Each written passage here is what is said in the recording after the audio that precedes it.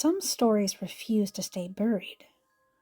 They creep into the shadows of our imagination, daring us to question what's real and what lurks just beyond our understanding. Tonight, we're diving into three spooky and mysterious urban legends that have haunted towns and bridges for generations. From vengeful spirits to unexplained phenomena, these are more than ghost stories. They are legends. Locals love to tell them and pass them on to keep them going. So turn off the lights, grab a hot beverage, and join me as we hear the legends as they are told. Back in 1908, it was called the Alabama Girls Industrial School, and Condi Cunningham was one of the students who lived on the fourth floor of the main resident hall. Late one night, Condi and her friends were using a burner to make hot chocolate in her room. Like the little rebellion that she was, she knew this was against the rules, but Condi and her friends were doing it anyways. They were all sitting on Condi's bed in their nightgowns when someone accidentally knocked the burner. The bed caught fire, and so did Condi Cunningham's nightgown. She began to panic and ran down the hallway and started screaming, "Help! Someone help!" Now, as many people know, running is the worst thing that you could ever do when you're on fire. You're supposed to drop to the ground and roll. But unfortunately, Condi didn't know this. She ran up and down the hallway screaming for help, but that only fanned the flames. The flames grew larger and larger, completely consuming her body. Her friends could only watch in horror as Condi finally collapsed and was burnt to a crisp. Ever since her death, Condi Cunningham's ghost has been haunting the fourth floor. Students have reported that they hear horrifying screams and a crying voice. "Help me! Help me!" Late one night, a girl who stayed in Condi's old room heard a noise outside her door. When she opened the door, she was shocked to see a paranormal figure in flames running down the hallways. Its body coming to a charcoal crisp. When the girl came back into her room, she saw her bed on fire. The next morning, the girl left the university, never to return. Of all the paranormal happenings, the strangest event of the girl on fire was Condi's door. Right after Condi's death, her friends said that they saw an image of Condi's face burnt into the door. The school administrator had the door replaced, but Condi's face appeared on the new one. The administrator changed the door numerous times, but each time the image of her face would always come back. The girls were so freaked out by this that eventually the administrator removed the door, putting it in the storage. Girls refuse to stay in her room, even today.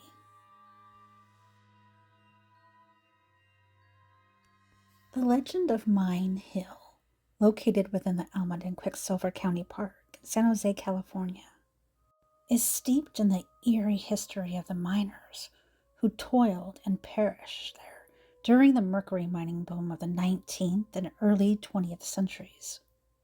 The hill is said to be haunted by the restless spirits of these men, and over the years, numerous accounts have added layers to the chilling tale. During its operation, Mine Hill was part of the New Almaden Mines, a bustling and dangerous site where workers extracted mercury from the earth. The conditions were brutal. Miners worked very long hours in poorly ventilated shafts, filled with toxic fumes. Many succumbed to mercury poisoning, suffocation, or accidents deep within the earth. One of the most famous incidents occurred when a cave-in trapped several miners underground. Despite desperate efforts to rescue them, the men were buried alive, their cries fading into silence as the rocks sealed their fate. It is said that their souls never left the hill. They remained trapped there, wandering the shafts and surrounding woods. Another tragic story involves a miner named Thomas. He was accused of stealing mercury. He maintained his innocence, but the other miners turned on him in anger, leaving him stranded in a particularly dangerous tunnel during a deliberate sabotage. Days later, his body was discovered, crushed, twisted, but his ghost is said to roam Mine Hill, seeking justice. The legend tells of ghostly miners who emerge under the cover of darkness, haunting the abandoned shafts and paths of Mine Hill. Locals and visitors have reported the following: apparitions of miners. People claim to see shadowy figures wearing old-fashioned mining gear and carrying lanterns that emit an otherworldly glow. The figures are often seen walking the trails near the hills and disappearing into thin air. Eerie sounds. Many have reported hearing the faint clinking of pickaxes and the sound of heavy boots trudging through the tunnels. Occasionally, voices echo from the depths, murmuring in Spanish or English. Chilling whispers. Hikers have said that they hear whispers near the entrances of the old mine shafts, as if unseen miners are warning them to stay away. Cold spots. Despite the warm California sun, some areas on Mine Hill are inexplicably cold, and visitors often feel a sudden heavy pressure as if they are being watched. The Phantom Lantern. One of the most well-known tales involves a ghostly light that appears at night, bobbing up and down the trails. It is said to belong to a miner still searching for a way out of the tunnels. One famous story comes from the 1970s, when a group of hikers exploring the area claimed to have seen a man in miner's gear waving at them from a distance. Thinking it was a historical reenactor, they approached, but the man turned and walked into an old mine shaft. When they followed, the shaft was empty, and they were overwhelmed by a sense of dread and the smell of sulfur. Locals say the spirits of Mine Hill are not malicious, but they are protective of the land. Visitors who disrespect the area or venture too close to the sealed mine shafts risk drawing their ire. Scratches, sudden gust of wind, and disembodied voices telling people to leave have been reported by those who didn't heed the warnings.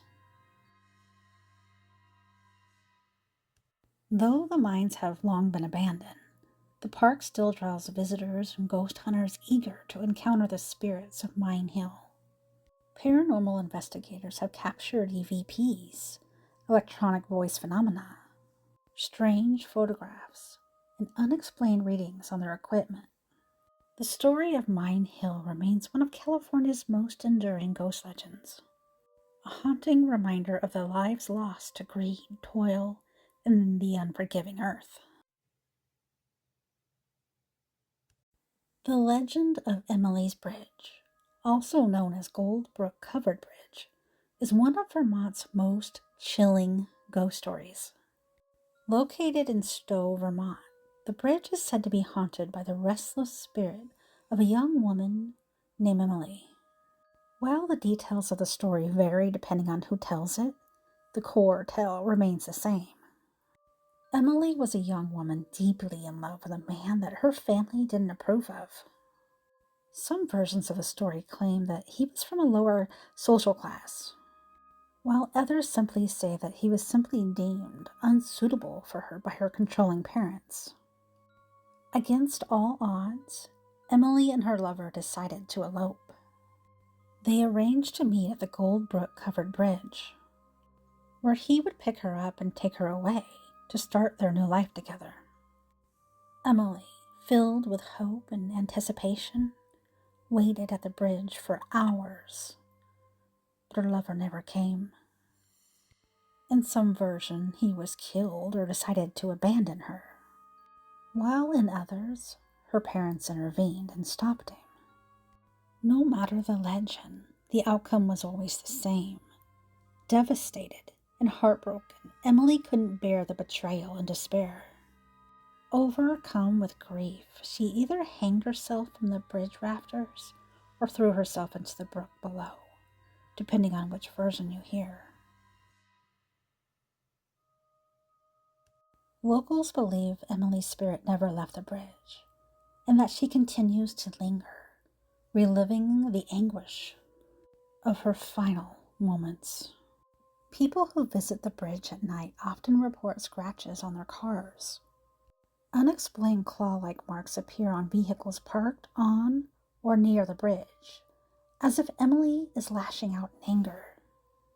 Disembodied screams, eerie, mournful screams, are heard echoing through the night, especially when the area is quiet.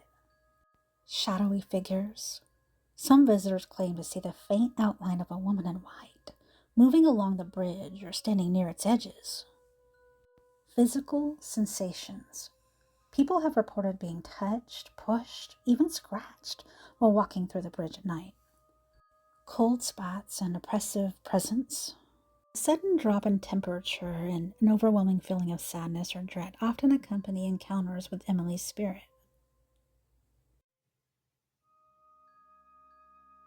Emily's Bridge has become a popular destination for ghost hunters, thrill seekers, paranormal enthusiasts. The town discourages nighttime visits due to vandalism and trespassing. But it hasn't stopped people from flocking to this site in hopes of encountering Emily's restless spirit. If you had the chance, would you visit Emily's Bridge? These three haunting tales, Condi Cunningham's fiery tragedy, Emily's Bridge of heartbreak, and the restless spirits of the Mine Hill, remind us the past often refuses to stay silent. Whether it's the echo of footsteps, the flicker of a flame, or the chill of a ghostly touch, these legends leave us wondering how much of what we fear is real, and how much is just simply us waiting for us to believe, and how much is us just wanting towns to have legends and old ghost stories just for telling on warm summer nights. We need old mysteries and legends and ghost stories, real or fantasized. Thank you for exploring these dark legends with me. Until next time, stay curious, stay cautious, and maybe think twice before venturing into the dark and the unknown, but it's so fun. Join me here next time on Tales Told in the Dark.